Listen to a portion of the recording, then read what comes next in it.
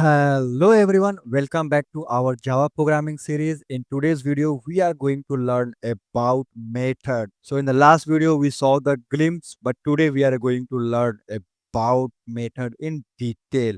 Method help us to organize the code using reusable block, making our program more modular and efficient. So let's break down and get into some example. So what are method in Java? Method in Java are block of code that perform a specific task. They allow us to group a statement together and execute them whenever needed. Methods can take input, perform operation and return the output. They help to avoid repetitive and make our code easier to maintain. So by default, Java has two methods and I can say built-in method like println and user-defined method that we created ourselves. So sometime you have seen we have used system.out.println and inside that parenthesis we are passing the message. That is called also method. So what is the general syntax of method? So we have to use as return type first, then method name, then we have to use parameter, then open and close the bracket, and inside that you can create method body. So return type of the data here we have to mention. So suppose if you want to return the data as an integer, then return type will be here int. If you don't want to return anything, then just use the void. Method name, you can use the method name but use the camel case structure. So in the parameter you can pass input to the method and place inside the parenthesis, and this is optional, no need to pass always, so it is not mandatory. And method body, that means the block of code that will return when the method is called. So let's see a simple example, then we will easily understand. So let's try to create a simple method that will print a message just hello. So this is a also method. So for now, don't try to understand. So in future, I'm going to explain everything like what is public, static and all those details. My plan is to print a message. So I'm not going to return anything. So I will use here void. So it is a return type. Then I want to just print the message. So then use the method name. So method name you can define. So I can say here first method, then parenthesis, open bracket and close bracket. So just use a sys out and the print message like hello. So I want to print this one. So how we can do? So I hope you have already watched the last video where we have created the object. So we have to create object to access this function or method, I can say. So how you can create a object? So just use here class name. Then you can create your object name, and object name is here user defined. So method obj, for now I'm just giving. Then you have to use new keyword, then again class name, open parenthesis, close parenthesis, then put the semicolon. So I have created here object and my object name is here method obj. So let's try to access that function. So just use here dot, then first method. So let's try to run.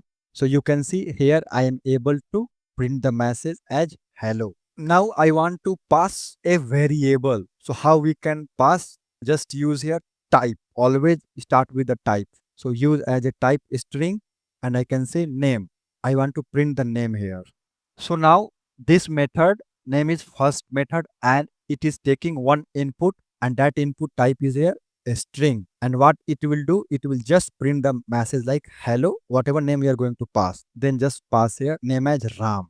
So you can see here, hello Ram, it is printed. So this is just a void. But now just imagine I want to return something. So how we can do? So let's create a return type also. So my plan is to pass two data and try to add like 5 comma 4 I'm going to pass, and when I'm going to add 5 plus 4 it will just try to return the value as a 9. So I can say here int is a return type, and I can say here add numbers.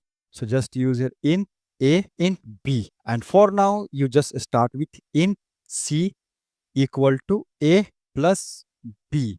So if I pass 4 comma 6, so what c will hold? C will hold as 4 plus 6. The c will contain value as a 10. So just use here return c. So now whatever value c will contain, it will just try to return. Now let's try to call that method. So what we can do, just use here add number. So here I'm going to pass 4 comma 6. You can see it is just printing hello Ram, but it is not printing 10 because the return type is here what? Integer, but we have not printed anywhere. So what you can do, just use here sys out and cut this one and put inside this one. Now you can see it is printing 10 because the C value is what? 10. Let's run as a debug mode. So you can see C is containing value as a 10.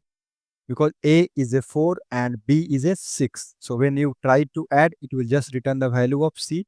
And if you don't want to use this way, there is another way also you can use. So just use like return A plus B. Same thing I'm doing. Here I have not created a extra variable. You can see 10. So you understand how to create a method and how to you can define return type and also non-return type. So if you see here, this is also a method. So void means no need to return, and main is what? Name, method name. And here they are passing one variable. For now, just understand it is a string array, and that variable name is what? Argument or arg. So I hope now you understand this is also a method. And let's see this one, print ln. Here we are passing our message, and if you press Ctrl and just open this one, you can see this is also a method, and whatever you will pass, it will just try to print. So in the next video, we are going to learn about what is method overloading.